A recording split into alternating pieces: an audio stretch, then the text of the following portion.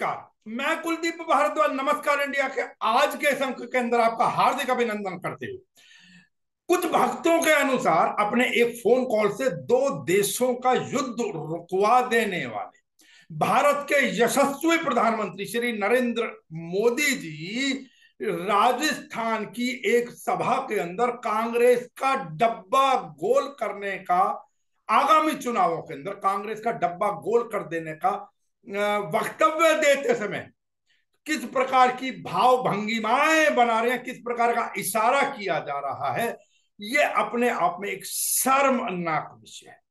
हर आदमी समझता है कि ये जो इशारा नरेंद्र मोदी जी कर रहे हैं इसका अर्थ क्या है, ये अत्यंत अश्लील इशारे का अर्थ क्या है। मैं दुख के साथ कहना चाहूंगा कि भारत के आजाद भारत के लगभग 76 वर्षों के इतिहास के अंदर आज तक किसी भी प्रधानमंत्री ने किसी भी मंच से इस प्रकार का अश्लील इशारा नहीं किया होगा।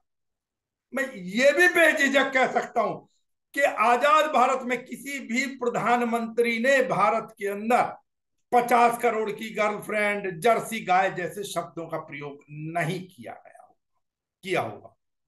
लेकिन अब ये भक्त जाने, अब ये आप सोचें, इस इशारे से, इस प्रकार के अश्लील इशारे से यदि आप अपनी बहन बेटियों, माताओं के साथ, अपने परिवार के साथ यदि कंफर्टेबल हैं तो फिर एक मंथन का विषय है कि ये कहां आ गए हम, और ये कहां आ गए हम कि जिस राष्ट्र के अंदर कन्याओं के चरण पखारे जाते थे, हम छोटी छोटी कन्याओं के चरण पखारते हैं नवरात्रों में, उस ही राष्ट्र के अंदर बहन बेटियों के अंदर महिलाओं के साथ महिलाओं को निर्वस्त्र किया जाता है, सरेआम उनके स्तनों को छेड़ा जाता है, उनके भीड़ जो है, और वो भी एक समुदाय। हालांकि ये सब जगह, अनेकों जगहों पर हम और भी वीडियो दिखलाएंगे कभी उसके बाद, बेशक हमें फिर से यूट्यूब पर प्रतिबंधित कर दिया जाए, लेकिन बावजूद इसके कि ये कहां आ गए हम लोग महिलाओं के गुप्तांगों के अंदर, जननांगों के अंदर हाथ डालते हैं। लेकिन उससे भी बड़ी बदकिस्मती कि कोई बोलता नहीं है, सब के सब शांत रहते हैं। सरकार की इच्छा शक्ति की कमी के कारण पौने 3 वर्षों से एक प्रदेश धधक रहा है, केवल हिंसा नहीं, हैवानियत की आग के अंदर, तो केवल राजनीतिक बयानबाजियों के अतिरिक्त और कुछ नहीं। इसी संदर्भ में मैं आपको जानकारी दे दूं कि जो एक मोर्चा बना है 26 विपक्षी दल को, जिसको इंडिया कहा गया, यद्यपि इंडिया के संदर्भ के बाद पता नहीं प्रधानमंत्री जी अपना आपा क्यों खो बैठे हैं, मेरी समझ से बाहर है। कभी उस इंडिया की तुलना या उस गठबंधन की तुलना इंडियन मुजाहिदीन से करते हैं, आतंकी संगठन से, कभी PFI, popular front of India जैसे संगठनों के साथ की जाती है। यद्यपि इसी प्रकार की तुलना अब कांग्रेस के एक नेता कन्हैया कुमार ने भी कुछ अपने अंदाज के अंदर कर दी है। एक ऐसे हाथ में है जो कहता है कि पीएफआई के नाम में भी इंडिया है। मतलब कुत्ता को भी 4 पैर होता है, गधा को भी 4 पैर होता है, इसलिए सारे गधे कुत्ते हैं। अगर ये रीजनिंग मैं लगाऊं, जो रीजनिंग इस देश के प्रधानमंत्री ने लगाया है, तो मैं ये कह सकता हूं ना कि प्रधानमंत्री जी को भी 2 आंख है और गधा को भी 2 आंख होता है। बोलिए। मैं जो आपको जानकारी देना चाह रहा हूं वो ये है कि उसी गठबंधन, इंडिया नाम के जो विपक्षी दलों का गठबंधन है, उसके 21 सांसद मणिपुर की हिंसाग्रस्त मणिपुर की स्थिति का जायजा लेने के लिए आज मणिपुर पहुंचे, 2 दिवसीय दौरे पर मणिपुर पहुंचे, और वहां जाकर उन्होंने लोगों से हालचाल पूछा, बातचीत की, और साथ ही साथ अपील भी की कि प्रदेश के अंदर शांति बनाए रखी जाए। खैर, हालांकि 2 दिन का दौरा, अभी पहला दिन था, कल एक और दिन। लेकिन अब मैं आपको एक जानकारी देना चाहूंगा कि कल अर्थात शुक्रवार को दिल्ली के जंतर मंतर पर मणिपुर हिंसा के विरोध में कुकीजो वुमेन ऑर्गेनाइजेशन के नाम से एक संगठन की अपील के ऊपर, एक आह्वान के ऊपर दिल्ली के जंतर मंतर पर हजारों की तादाद में उत्तर पूर्व से लोग जुटे। उत्तर पूर्व में ज्यादातर डेफिनेटली मणिपुर के लोग थे, लेकिन कुछ अरुणाचल प्रदेश के थे, कोई आसाम के थे, जो कि नमस्कार इंडिया ने स्वयं यहां पर पाया।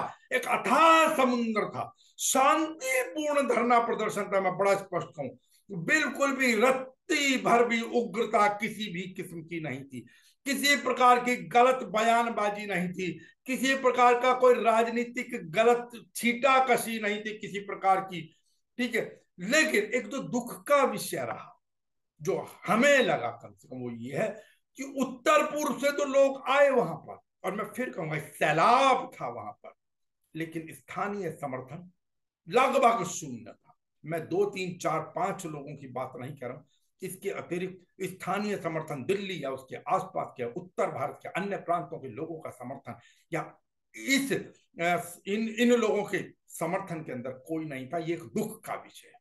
सवाल ये उठता कि हम लोग कब तक बटे रहेंगे, हम लोग कब तक पूरा पश्चिम उत्तर दक्षिण के अंदर बटे रहेंगे।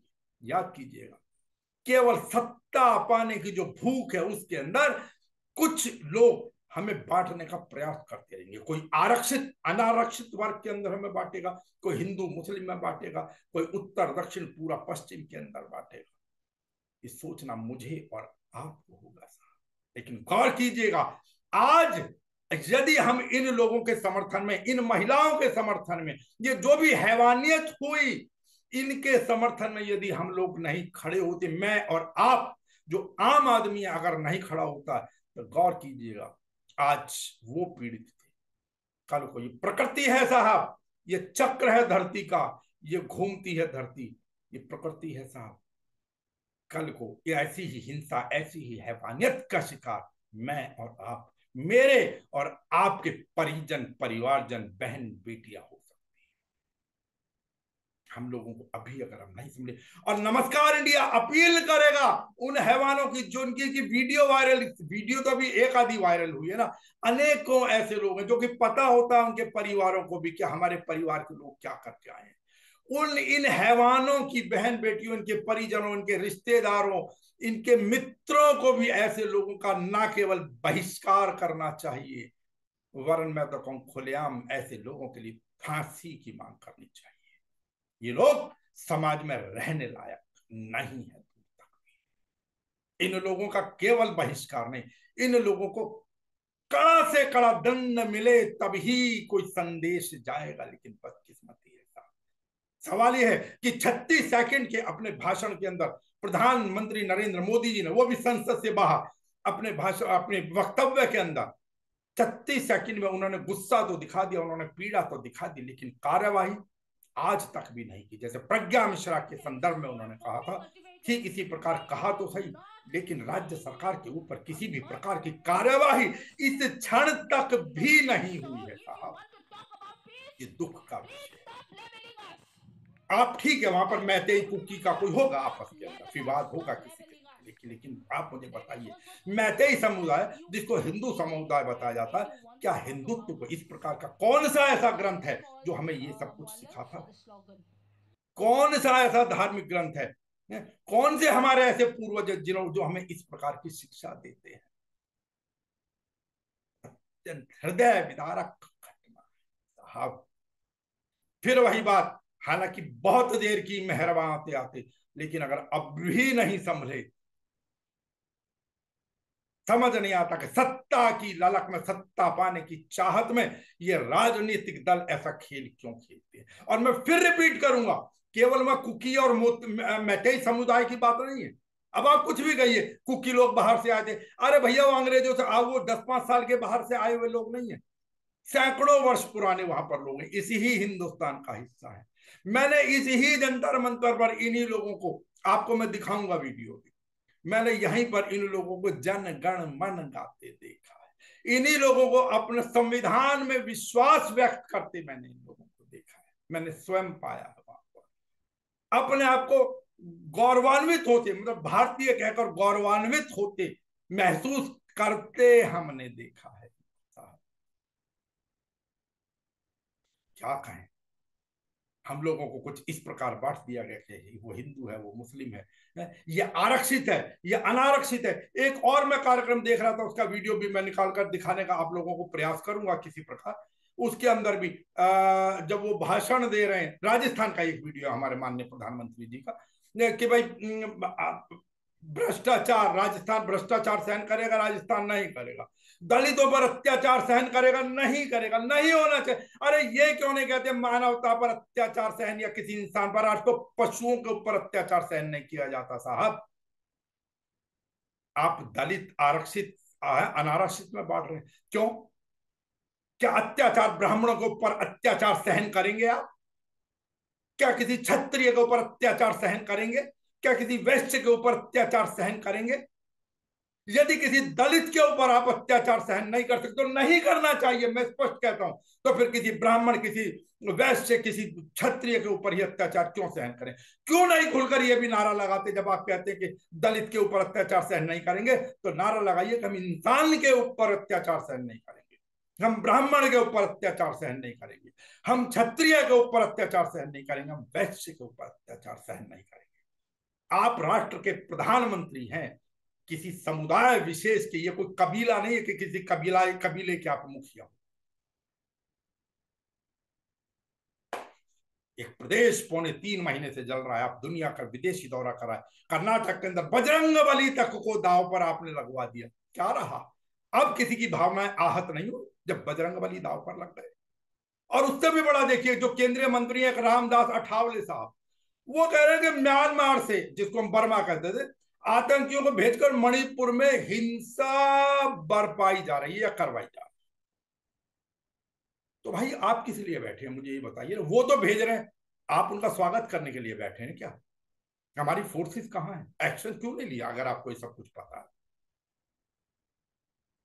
एक आंकड़ा आया है, वो ये कि यूनिसेफ और NCRB, national crime and record bureau जो है, उसके अनुसार अलग अलग टकरावों में, क्यों भाई कहे कि भाई महिलाओं को ही क्यों उसके अंदर टारगेट किया जाता है इस प्रकार की हिंसाओं में, तो उसमें कि अलग अलग टकरावों में जो महिलाएं शामिल हैं, जो इंसिडेंट्स हैं, 2005 से 2022 के बीच में कम से कम 16,000 बच्चियों का बलात्कार या 16,000 बच्चियों से बलात्कार किया गया, जबरन शादी, यौन शोषण आदि किए गए। और दूसरा, भारत में 2021 में, ये 2021 का डाटा है, प्रतिदिन औसतन 86 बलात्कार, या हर घंटे कहें तो महिलाओं के खिलाफ 49 अर्थात 49 यौन अपराध दर्ज किए गए हैं। ये तो वो हैं जो दर्ज किए गए हैं। अनेकों क्षेत्र ऐसे हैं जहां महिलाएं शर्म से कहती नहीं है, भेड़िए गिद्ध की सी नजर लगाते हैं। मैं प्रदेशों में ही देखता हूं, मध्य प्रदेश में और कई जगहों पर मैंने, फिर वही बात आ जाएगी कि आप हमें बताइए, लेकिन नाम नहीं कह सकते। प्रयास किया जाता है कि भी किसी भी तरीके से डोर अटका जाए, दबाव बनाया जाए, इनको आगे बढ़ने का लालच दिया जाए। जैसे एक राहुल गांधी ने एक बार कह दिया था, मुझे कहा फिर फोर्सेज वहां पर पहुंचे। हमारे यहाँ की महिलाएं बेचारी ज्यादातर, खासतौर से राज्यों में, शर्म की वजह से आगे कुछ कह नहीं पाती। खैर जो भी है, नमस्कार इंडिया सैल्यूट करता है ये मणिपुर, खाली नहीं कहूंगा मैं, नॉर्थ ईस्ट से जो भी मणिपुर हिंसा हुई, ठीक है, उसके विरोध प्रदर्शन में जो भी नॉर्थ ईस्ट से लोग आए, जुटे, और जिस शांतिपूर्ण तरीके से जुटे। नमस्कार इंडिया ने कई लोगों से बात की, ऑन रिकॉर्ड भी और ऑफ द रिकॉर्ड। ये संस्करण हम 2 दिन चलाएंगे। कुछ बातचीत आपको आज सुनाएंगे, कुछ बातचीत आपको कल सुनाएंगे। एक बातचीत जो हमने अभी कहा कि जन गण मन, मैं एक बातचीत का एक अंश आपको सुनवाता हूं एक महिला के साथ में, जिसमें जब जन गण मन उन्होंने सुना तो एकदम से शांत हो गई और खुद भी जन गण मन लगाया। और गौर कीजिएगा, इसमें जन गण मन समाप्त होने के बाद में भारत माता की जय भी ये महिला बोल रही। I am Ring Dongyal. Green dongle of Manipur से ये प्रोटेस्ट में आया डेफिनेट। मेरा सीधा सा सवाल, आज जो भी हालत है गवर्नमेंट उन पर कंट्रोल नहीं कर पा रही है, गवर्नमेंट क्या कहेंगे? पहले गवर्नमेंट की विल पावर की कमी है या कोई और कारण नजर आते हैं आपको? Total collapse of law. Total collapse of law. That's what I want to say. Okay, नहीं कोलैप्स ऑफ लॉ, लेकिन उसके अंदर विल पावर की कमी नजर नहीं आ रही है आपको? Everything, everything. एवरीथिंग। आप लोगों जो महिला का जो एक वीडियो वायरल हुआ, डेफिनेटली उसके अलावा और भी बहुत सारी चीज़ें होंगी, ठीक है? आप ऐसे लोगों के लिए, ऐसी मेंटालिटी वाले लोगों के लिए जिन्होंने एक महिला के साथ जो कुछ किया, क्या डिमांड करते हैं, क्या सोचते हैं, क्या सजा मिलनी चाहिए? In fact, the Chief Minister himself has said that capital punishment is due. The Chief Minister in the interview, it's already live. He said that he will try to get them capital punishment. That's what he said. आपको लगता मिल जाएगा आसानी से? Do you think so? I Do you don't trust know. it? I don't know. I don't know as of now because they say something else and they end up doing something else. But I still have faith in the Constitution of India. I still have faith in justice system. आपके सब्र की सीमा कहाँ तक होगी यहाँ पर? I had to fly down here. I had to fly down here. I am from the conflict zone. I came up here so that I can put forth our stories. It's not that it's not